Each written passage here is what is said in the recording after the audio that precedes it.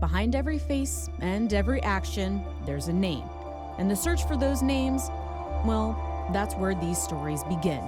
I'm Fox 4 senior reporter Caitlin Knapp, and I'm on a mission to get to know the names we know and perhaps find the ones we don't. Along with detectives working in the same communities you call home, we're all working to find answers and closure in these sunshine crimes. I'm Fox 4 senior reporter Caitlin Knapp. The cold case that we're highlighting today involves not one, but two murders. Charlotte County cold case detectives think that there's also more than one killer, and they believe they're in Florida.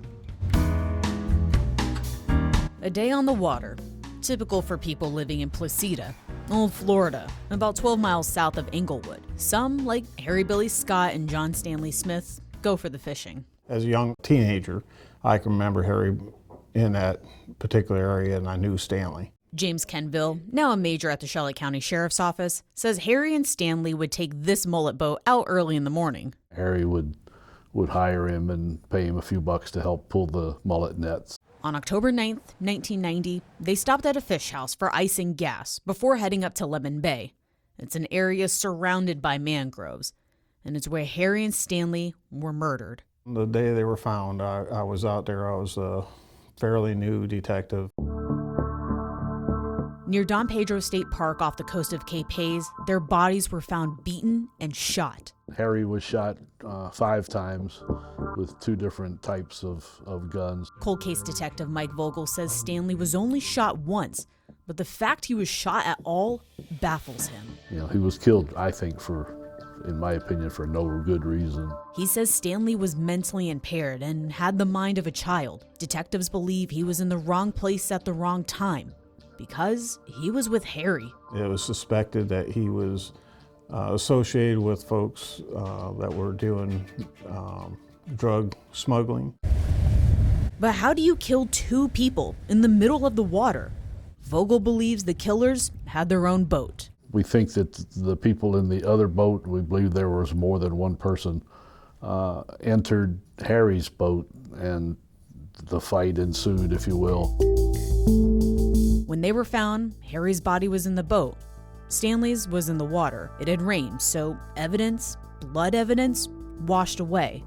But memories didn't. There were other people on the water that day. They identified a boat that they thought was fleeing the area because of the rate of speed that it was leaving. A green mullet boat with 2 people on it. Detectives searched for it up and down the coast. You know, we're still trying to find information about those individuals and whether they were involved or not. With no other leads, detectives could only talk to people in the small fishing town. But fear, well, that's a pretty strong emotion. So we think that there are people who know what happened and who knew what happened back then even, but were afraid necessarily to come forward because of, you know, fear of some sort of retribution if they told the police. Detectives think Harry was into drug smuggling, and in a small town, word travels fast. Time does too, and 3 decades later, Vogel is hoping the fear has finally washed away. The people who have information about the case are now hopefully willing to come forward and share it with us. While they wait for that call, Vogel is taking advantage of the technology we have now, sending more DNA to a state lab, hoping there will be a hit. How close do you think you are to putting handcuffs on a killer in this case? It's hard to say. You know, we're hoping that we get some new leads, you know, that will put us in the right direction. You have 2 families been tore apart that's been haunting them for all these years. Families still waiting for justice, like Harry's daughter Melanie, who was only 16 when her dad died. I got sick to my stomach. I threw up because I know Stanley probably tried to protect my dad. He was so, oh my gosh, sweet, kind. It's those thoughts that still bother her to this day. You got to beef on my dad, that's one thing, but how do you kill someone, you know, who's mentally challenged and you know, like Stanley was? And as days go by, she hopes someone will give detectives information. I have no animosity. You kept quiet. You covered your behind. I get it. Understand, respect it. But enough time's passed. Come forward. For now, all Vogel can do is push ahead, wait for DNA results, talk to people.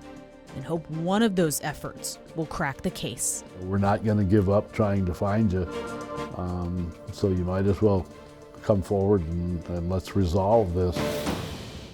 As we've seen before, detectives retire, memories fade, witnesses pass away. But that doesn't mean cold cases can't be solved. If you know anything about this case, you're asked to call Crime Stoppers or the Charlotte County Sheriff's Office.